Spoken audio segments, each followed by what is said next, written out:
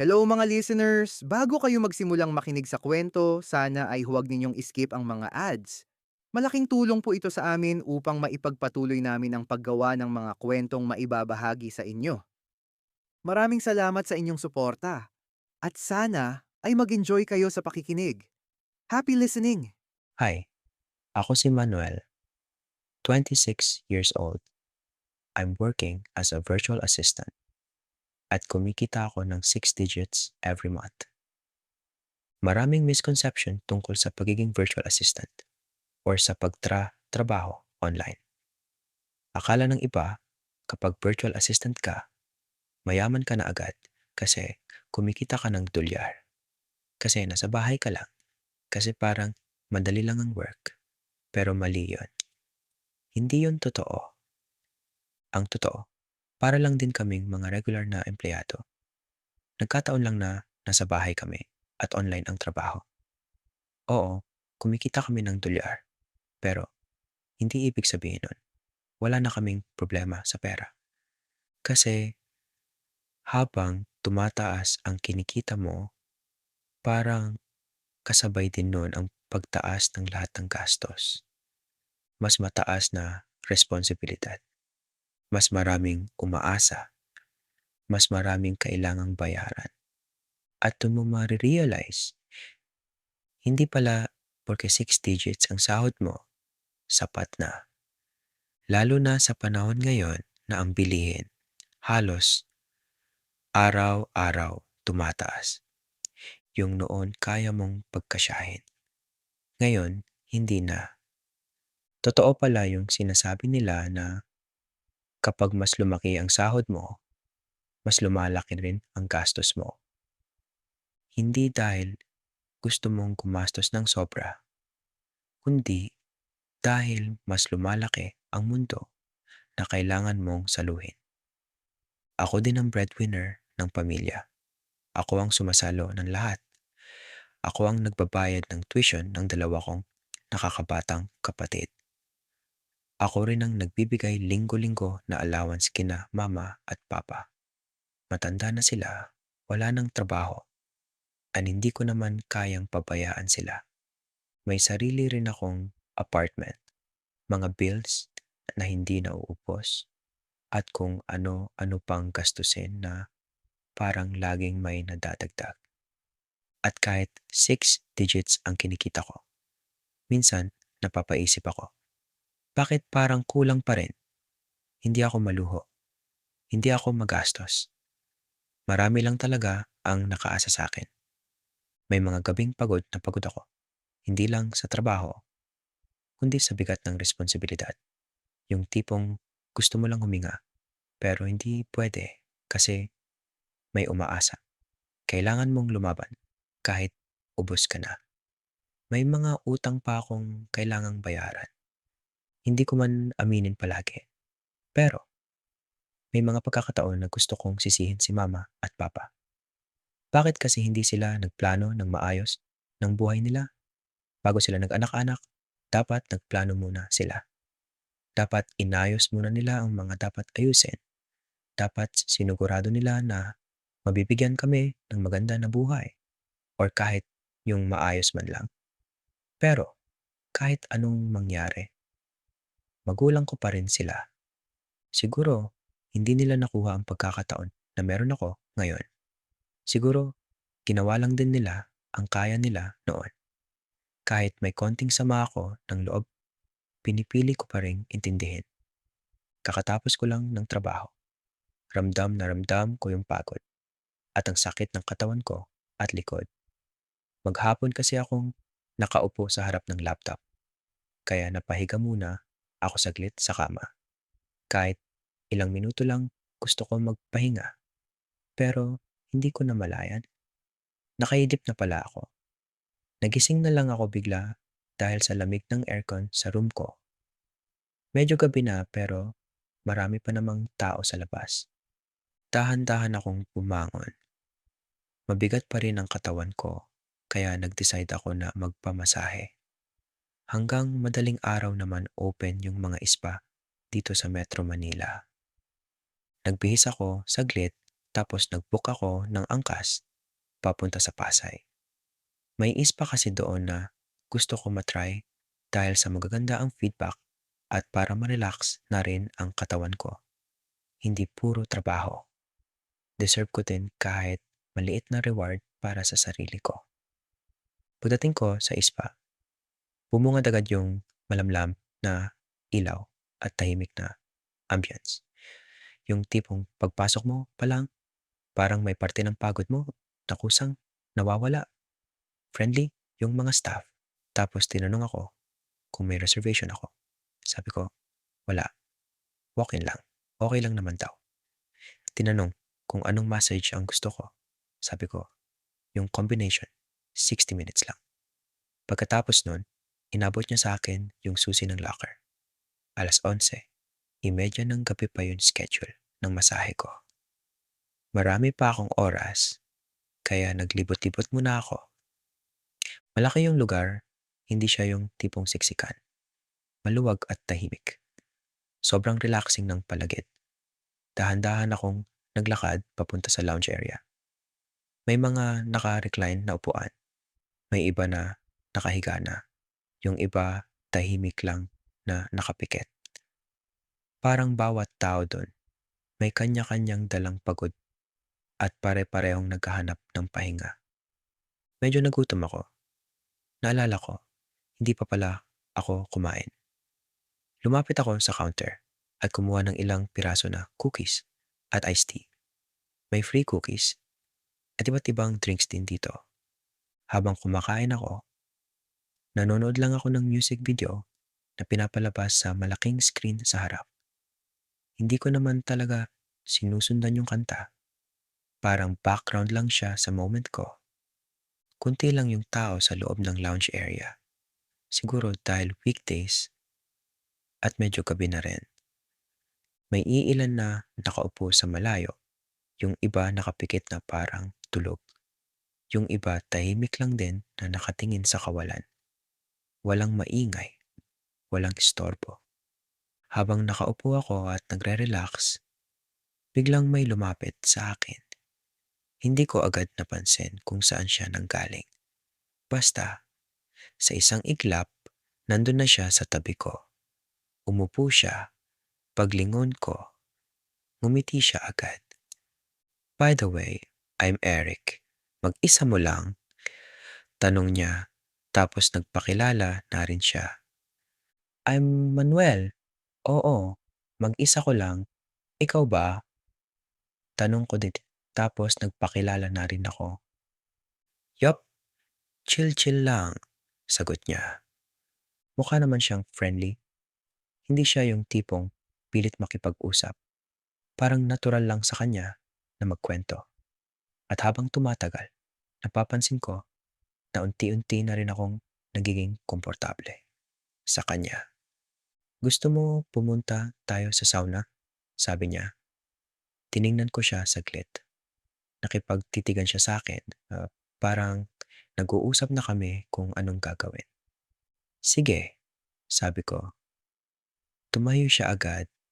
Parang sigurado na sa sagot ko. Sumunod naman ako. At pagpasok namin sa loob ng sauna, walang tao. Kaming dalawa lang. Doon kami sa pinakamadilim na part, umupo at doon sa madilim na sulok. Meron nangyari sa amin. Hindi na ako bago sa ganitong setup. Marami na rin akong napuntahang ispa. Marami na rin akong naka-encounter na ganito. Alam ko na yung mga tinginan. Alam ko na yung mga galaw. At alam ko na rin kung kailan may ibig sabihin at kailan wala. Pero kahit sanay na ako, iba pa rin yung pakiramdam sa bawat experience ko at nasusupo. Wala pa akong isang oras dito sa ispa. Pero may naka-encounter agad ako. Napailing na lang ako sa sarili ko. Massage lang naman dapat ang punta ko dito pero may lumapit na isda eh. Alangan naman tangihan ko. Ang sarap talaga sumubo. Pagkatapos ng EMEA namin, lumabas na rin ako ng sauna at bumalik sa lounge area. Umupo ulit ako doon. Tahimik lang ako. Ilang sandali pa ang lumipas. Tinawag na ako ng therapist ko. Tumayo ako at sumunod sa therapist papunta sa massage room.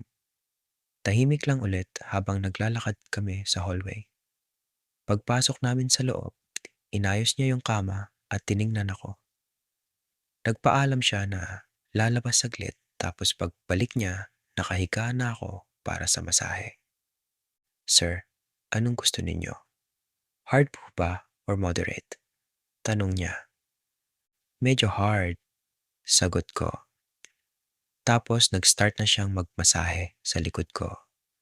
Sa bawat tiin ng kamay niya, unti-unting kumakawala yung sakit ng katawan ko. Ang galing niyang magmasahe. Masakit pero masarap. Nakapikit lang ako habang minamasahe niya ako. Ang sarap talaga sa pakiramdam. Sa bawat galaw ng kamay niya, ramdam ko kung paano unti-unting nawawala yung sakit sa likod ko. Yung balikat ko na kanina pamabigat, gumagaan na. Yung likod ko na parang pasan yung buong mundo, unti-unti na gumagaan na din. Sir, okay lang po ba kayo? Tanong ng therapist habang minamasahe niya ako. Parang sinisigurado niya na hindi sobra, hindi kulang, at hindi ako nasasaktan sa bigat ng kamay niya. Okay lang, tuloy mo lang. Ang sarap sa pakiramdam. Sagot ko. Mas lalo niyang inayos yung pressure. Yung tipong ramdam mong iniintindi niya yung katawan mo. Hindi lang basta ginagawa yung trabaho niya. Nung malapit na kami matapos bumulong siya sa akin. Mahina lang, inalok niya ako ng extra service. Sandali akong natahimik. Hindi na rin bago sa akin yung ganong klaseng alok. Alam ko na yung ibig sabihin pero tumanggi ako. Nung matapos yung massage, dahan-dahan akong bumangon. Parang ibang-iba na yung pakiramdam ng katawan ko kumpara kanina. Yung bigat, halos wala na. Yung pagod, napalitan ng gaan. Nagpasalamat ako sa therapist. Tapos nagbigay ako ng tip, simpleng paraan para ipakita na na-appreciate ko yung ginawa niya. Lumabas ako ng massage room. Naglalakad ako papunta sa pool area. Pagdating ko doon, mas lalong naging kalmado ang paligid. May kaunting ilaw na nagre-reflect sa tubig at halos walang tao. Tahimik at presko. Habang nakababad ako sa tubig ng swimming pool, may dalawang lalaki na nagtampisaw sa tubig. Tahimik lang akong nanonood sa kanila. Ang gaan ng vibe nila. Ang sweet nilang dalawa. Nagtatawanan at nagkaharutan sila. I can tell na magjowa silang dalawa. At habang pinagmamasdan ko sila, may kung anong kumurot sa loob ko. I miss being in love with someone. Na-miss ko yung pakiramdam ng may kausap ka na hindi mo kailangang i-explain yung sarili mo.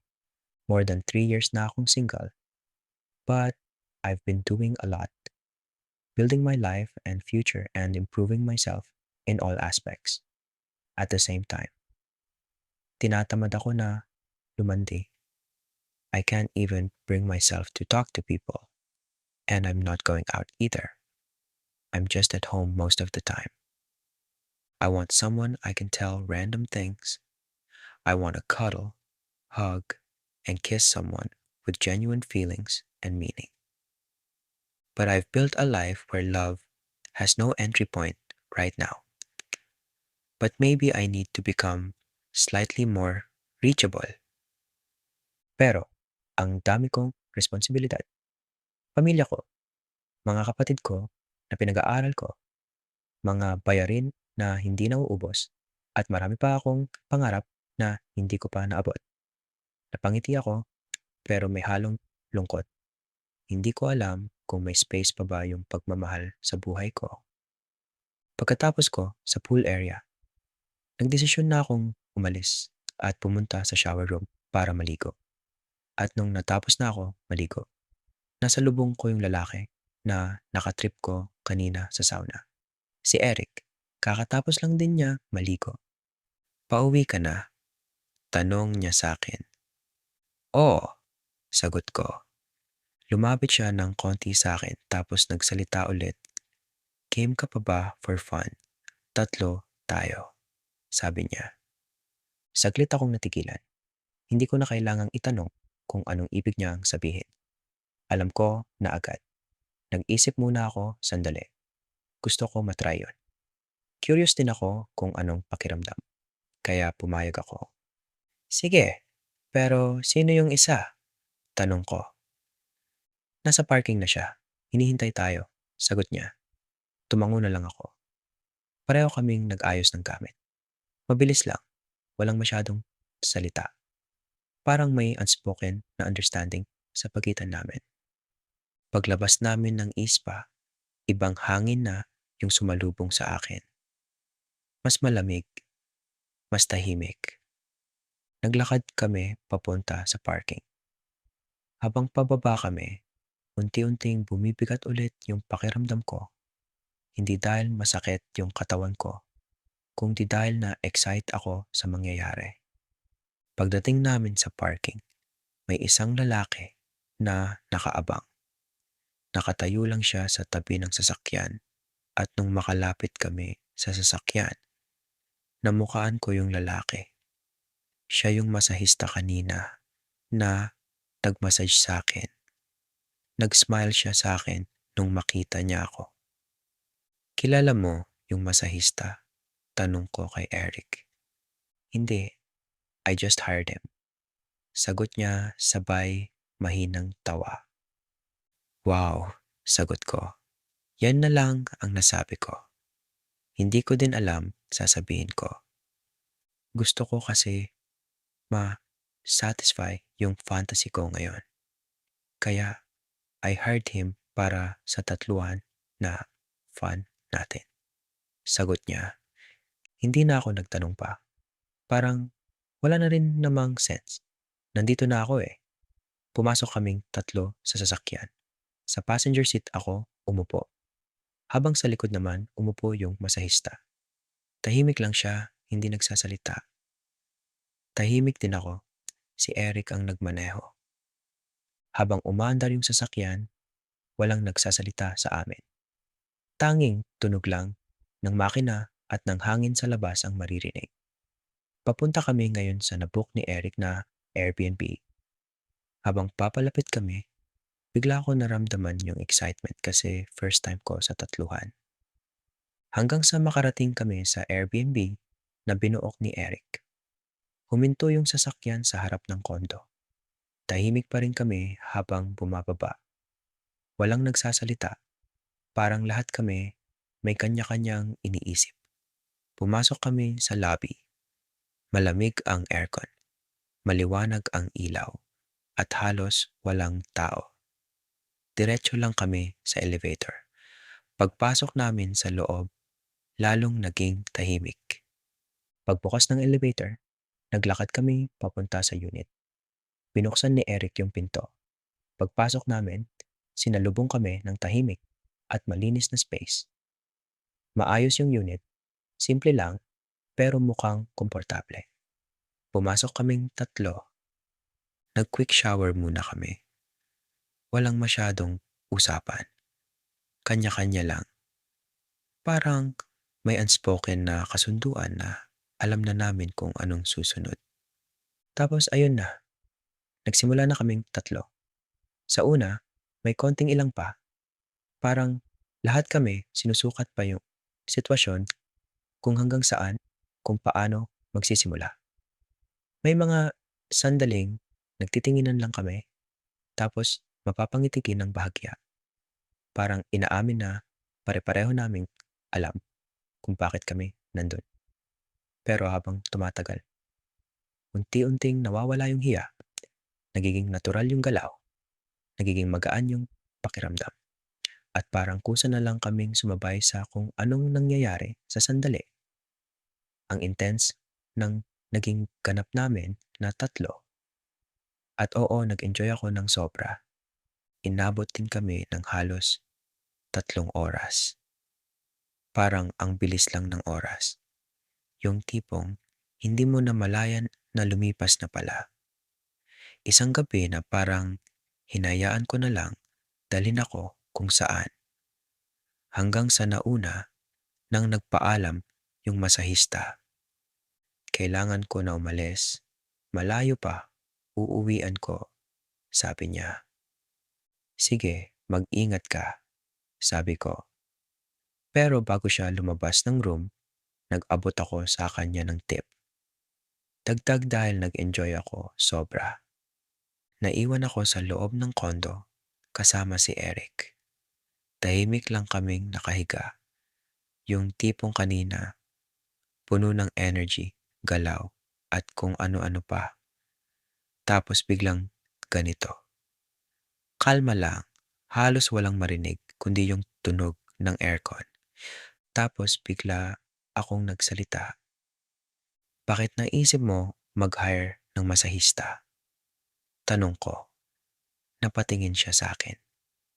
I told you earlier, gusto ko masatisfy yung fantasy ko. Saka gusto ko din makalimot, sagot niya. Makalimot saan? Tanong ko. Tumahimik siya, saglit, parang nag-iipon ng lakas ng loob. I just broke up with my boyfriend 1 week ago. At sobrang nasasaktan ako. Gusto kong mawala tong sakit na nararamdaman ko. Kahit distraction lang, sabi niya.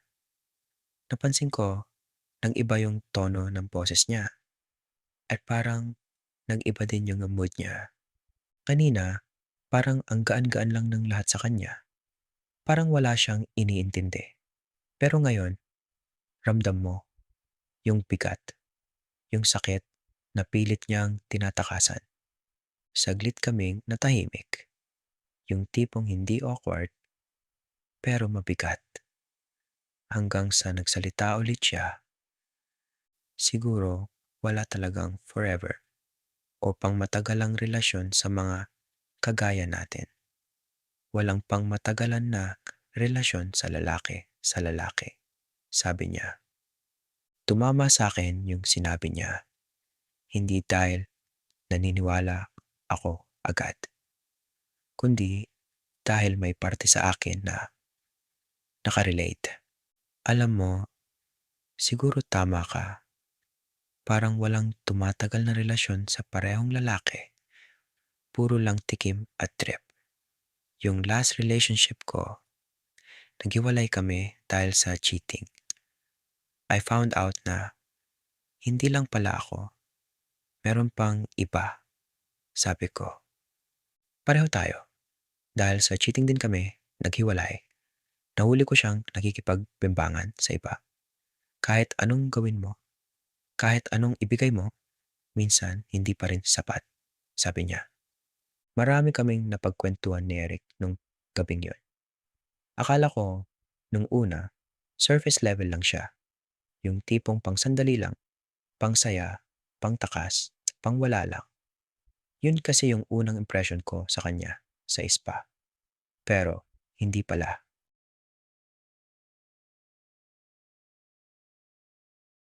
Habang tumatagal yung usapan namin, unti-unti kong nakikita yung ibang side niya. Yung hindi nakikita sa unang tingin. Yung hindi niya agad ipinapakita sa iba. May lalim din siya, may pinagdadaanan. May sakit na pilit niyang tinatakpan ng ngiti. At ng mga desisyong ginagawa niya para lang makalimot kahit mali. At habang nakikinig ako sa kanya, parang mas lalo ko ring nakikilala yung sarili ko. May mga bagay pala kaming pareho na hinahanap. Hindi lang saya, hindi lang distraction, kundi yung pakiramdam na may nakakaintindi. Bago ako umalis at iwan si Eric, nagbigayan kami ng phone number. Text kita minsan, sabi niya. Sige, sagot ko. At bago ako tuluyang lumabas, napalingon pa ako sa kanya. Tahimik lang siya, nakatingin din sa akin. Paglabas ko ng unit, sinalubong ulit ako ng katahimikan ng hallway. Habang naglalakad ako, papalayo, napaisip ako kasi ang dami namin na pag-usapan ni Eric about sa love, sana yung taong makakarelasyon ko in the future. Kaya din tapatan kung anong kaya kong gawin at ibigay. I want someone who can stand beside me, not someone I have to build up from zero. I want someone who can communicate without being taught, someone who has handled life enough not to panic when things get emotional. I want someone who knows how to give, not just receive, and someone who already understands the basics of a healthy relationship. Medyo mag-uumaga na nung makauwi ako sa apartment. Napabuntong hininga ako. Buti na lang work from home ako. Hindi ko na kailangang isipin yung biyahe papasok. Kahit papaano, may oras pa ako para magpahinga at matulog. Diretso agad ako sa kwarto ko. Pagpasok ko, parang dun lang tuluyang bumigay yung katawan ko. Hinubad ko lang yung suot ko, tapos humiga agad sa kama. Handa na akong matulog. Pero bago ko pa ipikit yung mga mata ko, may nag-vibrate na notification sa phone ko. Tiningnan ko at nakita ko ang pangalan ni Eric. "Nakauwi ka na ba?" tanong niya. Saglit akong napangiti. Hindi ko alam kung bakit, pero sa simpleng tanong na yon, may kakaibang gaan ako na naramdaman. Agad naman akong nag-reply. "Oo, nandito na ako sa apartment ko. Ikaw ba?" Reply ko sa kanya. "Pauwi pa lang ng unit. Kumain pa ako sa labas eh." Sagot niya. "I see. Sige, ingat ka. I need to sleep na." Reply ko. Tapos nag-reply siya sa akin ng heart emoji. Tapos nakatulog na ako. Mabilis na sundan yung pagkikita namin ni Eric. 1 linggo pa lang ang nakalipas. Akala ko hanggang dun na lang yun. Tapos wala na. Isa na naman sa mga sandaling dumaan lang. Pero nagkamali ako. Nag-message siya, inaya niya akong lumabas. Pero hindi tulad nung una. Hindi para makipagtatluhan at bimbangan, kundi para kumain lang. Hindi ko expected na yayain niya ako sa ganun. Kasi kung iisipin, doon kami nagkakilala sa isang lugar na alam na natin kung anong klaseng mundo. Pero ngayon, ano, pasado ba sa'yo yung pagkain nila dito? Tanong niya habang kumakain kami. Oo, grabe ang sarap. Legit yung mga food reviews. Sagot ko. Kumakain kami dito sa isang resto sa Tagaytay. Medyo sikat na rin kasi dinadayo na ng mga tao. Kahit medyo malayo, sulit daw yung pagkain at yung view. Presko yung hangin. Tahimik, pero buhay yung lugar. Tapos may tanawin pa na parang ang sarap lang tumitig habang kumakain. Nasundan ng nasundan yung mga labas namin ni Eric. Hindi lang, isa, hindi lang dalawa, hindi lang tatlo, kundi maraming beses. Hindi na lang once a week. Halos hinahanap na namin yung oras na pwede kaming magkita. Unti-unti, naging komportable kami sa isa't isa. Mas nagiging open siya. Mas nagiging totoo ako. At sa bawat pagkikita namin, mas lalong lumalalim yung namamagitan sa amin na dalawa. Hindi ko namalayan. Unti-unti na pala akong nahuhulog sa kanya. Hindi na siya katulad ng dati na panandaliang saya lang. Hanggang sa dumating yung gabing hindi na namin kayang itago pa. Ano ba tayo? Tanong niya habang nakatambay kami sa rooftop ng kondo niya. Napatingin ako sa kanya. Ano bang gusto mo? Tanong ko. Gusto ko maging akin ka. Pwede ba yon? Sabi niya. Pwede naman. Sabi ko. Talaga? Totoo ba yan? Sabi niya. Parang hindi siya makapaniwala. Oo, sagot ko. So boyfriend mo na ako at boyfriend na kita? Tanong niya. Yes, sabi ko. At dun na kami nagkaaminan. Naging official na kami. Tumagal ang naging relasyon namin ni Eric. At sa bawat araw na lumilipas, mas lalo kaming tumitibay. Hindi siya perfect. May mga araw na hindi kami nagkakaintindihan. May mga pagkakataon na nag-aaway kami. Minsan dahil sa maliliit na bagay. Minsan dahil sa pagod o sa mga dinadala naming problema sa kanya-kanya naming buhay. Pero hindi kami yung tipong hinahayaan lang lumipas yung galit. Hindi namin pinapatagal. Tuwing may tampuhan, pinipili naming mag-usap, ayusin at intindihin ang isa't isa. Kasi alam namin, hindi naman mawawala ang problema sa isang relasyon pero may choice kami kung paano namin haharapin. Akala ko happy ending na kami ni Eric. Yung tipong sa dami ng pinagdaanan ko, sa wakas, may nahanap akong mananatili.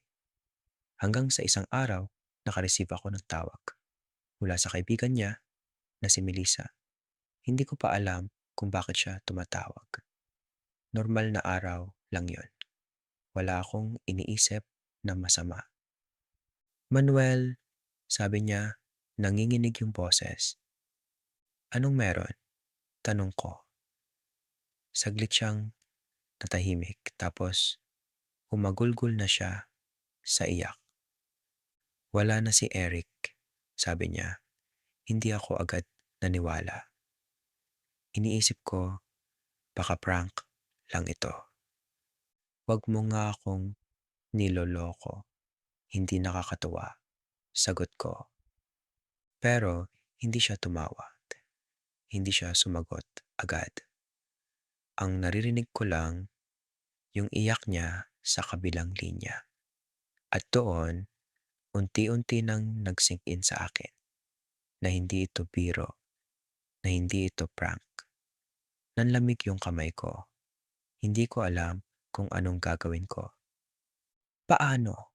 Anong nangyari? Tanong ko. Habang umiyak na at punong-puno ng takot. Hanggang sa sinabi niya ang nangyari. Na-hold up daw sila at nanlaban si Eric. Hindi ko na narinig ng buo yung mga sumunod na salita. Nagmadali ako pumunta sa ospital. Hindi ko na alam kung paano ako nakarating sa ospital kung saan siya dinala. Pero pagdating ko doon, huli na. Dead on arrival na si Eric. Hindi na siya naisalba. Hindi na siya kayang iligtas pa dahil sa ulo siya pinaril. Hanggang sa pinapasok ako sa loob ng morgue. Malamig, tahimik. Yung katahimikan na parang may bigat. At doon ko siya nakita. Nakahiga, nakabalot sa puting kumot. Dahan-dahan akong lumapit. Parang bawat hakbang ko, mas lalong bumibigat. Hindi ko alam kung kaya ko ba, pero kailangan kong makita. Kailangan kong tanggapin. Unti-unti kong inilapit yung sarili ko. At sa sandaling yon, dun ko tuluyang na-realize, hindi na siya babalik. Umiyak ako ng umiyak. Lumapit ako sa kanya. Hindi ko na napigilan. Yakap ko yung malamig niyang katawan. Hindi ko matanggap. Eric, gumising ka. Bulong ko, paulit-ulit. Pero wala na talaga. Tahimik lang siya. Walang galaw. Walang sagot. Wala na siya. Na kahit anong gawin ko, kahit anong yak ko, hindi na siya babalik. Hindi ko alam kung paano haharapin yung mundo na wala siya. Yung mundo na kanina lang, akala ko kasama ko siya sa bawat plano. Ngayon, wala na. Isang taon na ang nakalipas simula nang mawala si Eric. Pero, para sa akin, sariwa pa rin lahat. Yung huling gabi namin, yung huling usapan namin, yung huling pagkakataon na nakita ko siya na buhay pa. At yung araw na nawala siya, paulit-ulit pa rin sa isip ko. Hindi pa rin ako naka-move on. Yung nang hold up at pumatay sa kanya, hindi pa rin nahuhuli. Parang walang hustisya, parang ang bagal ng batas. May mga araw na okey ako, nakakapagtrabaho, nakakangiti kahit papaano. Pero may mga gabi na bumabalik lahat. Yung lungkot, yung galit, yung tanong na hanggang ngayon wala pa ring sagot. Bakit siya? At sa bawat araw na lumilipas, pero kahit anong mangyari, hindi mawawala si Eric sa puso ko. Don't miss out on our latest wild and unfiltered stories. Subscribe now to The Vibe is Unfiltered on YouTube and follow us on X, Instagram, and TikTok at The Vibe is Unfiltered. For extra updates and more cuento, like and follow our Facebook page, The Vibe is Unfiltered. Stay tuned! Mas marami pa kaming pasabog na stories for you.